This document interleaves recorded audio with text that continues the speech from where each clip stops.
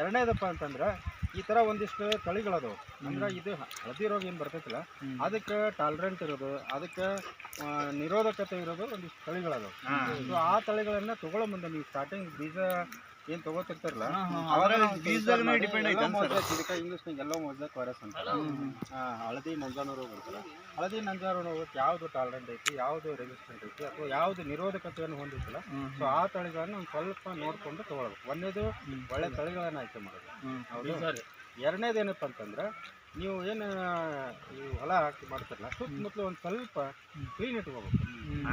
ಯಾಕೆ ಬರ್ತೈತಂದ್ರೆ ಇದು ಮೇನ್ ಯಾವುದೇ ನಮ್ಮ ಬೆಳೆಗಳಿಗೆ ಏನು ಯಾವುದೇ ರೋಗ ಬಂದರೂ ಫಸ್ಟ್ಗೆ ಅವೆಲ್ಲ ಕಷ್ಟ ಬಂದಿರ್ತವೆ.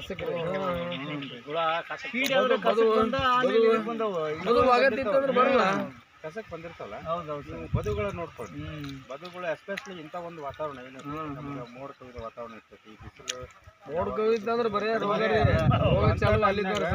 ಕಸಕ್ಕೆ ಬಂದಿರ್ತೈತಿ. ಮಳೆ ಹೊಡೆದ ಬೈಲಾತಂದ್ರೆ ರೋಗ ಕಡಿಮೆ ಆಕತ್ರಿ. ನೀವು ಕಸದ ಏನು ಬದು ಅದಾವಲ್ಲ, ಬದು ಗುಂಟ ಇದ್ರದ್ದು ಪ್ರಮಾಣ ಜಾಸ್ತಿ ಇರ್ತೈತಿ.